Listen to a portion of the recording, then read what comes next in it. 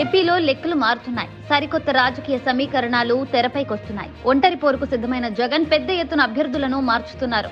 ఇప్పటి వరకు దాదాపు 60 మంది అభ్యర్థులను మార్చారు. మరో 20 మందిని మార్చుతామని సంకేతాలిస్తున్నారు. తెలుగుదేశం పార్టీ జనసేనతో పొత్తు పెట్టుకుంది. మధ్యలో బీజేపీ జత కలుస్తుందని అంతా భావిస్తున్నారు. మరోవైపు ఏపీ కాంగ్రెస్ బాధ్యతలను షర్మిల తీసుకున్నారు.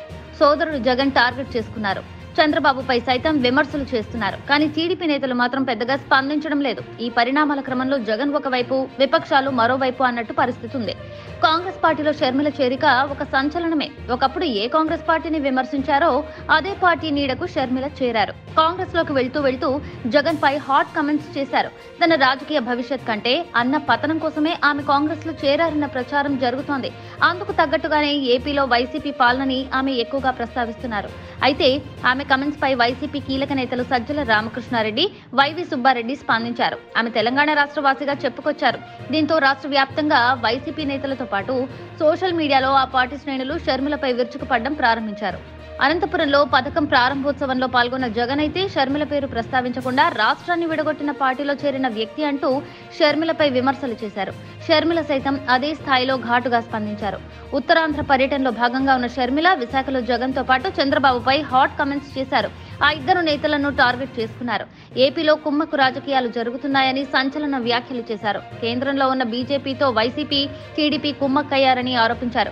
చంద్రబాబువి కనిపించే పొత్తులని, జగన్వి మాత్రం కనిపించని పొత్తులని విరుచుకుపడ్డారు. ఆ మూడు పార్టీలు రాష్ట్రానికి శాపంగా మారాయని చెప్పుకొచ్చారు. కాంగ్రెస్ పార్టీ సుపరిపాలన అందిస్తుందని, విభజన హామీల అమలుకు కాంగ్రెస్ పార్టీ కట్టుబడి ఉందని స్పష్టం చేశారు. అయితే షర్మిల కేవలం జగన్ తో పాటు చంద్రబాబును మాత్రమే టార్గెట్ చేసుకున్నారు. ఎక్కడా పవన్ గురించి ప్రస్తావించలేదు. బీజేపీకి జనసేన మిత్రపక్షమైనా బీజేపీకి పవన్ మిత్రుడిగా ఉన్న షర్మిల మాత్రం పవన్ జోలికి పోలేదు. ఎలాంటి విమర్శలు చేయడం లేదు. అయితే షర్మిల వ్యాఖ్యలపై రాష్ట్ర వ్యాప్తంగా వైసీపీ శ్రేణులు మండిపడుతున్నాయి. కానీ తమ అధినేత చంద్రబాబుపై విమర్శలను టీడీపీ శ్రేణులు తిప్పికొట్టడం లేదు. పవన్ విషయంలో షర్మిల సానుకూలంగా ఉన్నారు.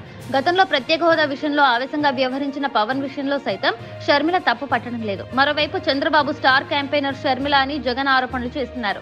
ఈ క్రమంలోనే ఆమె చంద్రబాబును టార్గెట్ చేసి ఉంటారని ప్రచారం జరుగుతోంది. ఆమె ప్రధాన టార్గెట్ మాత్రం జగనేనని, ఆమె వల్ల వైసీపీకి డ్యామేజ్ తప్పదని, అందుకే వైసీపీ శ్రేణులు ఆందోళన చెందుతున్నాయని ప్రచారం జరుగుతోంది.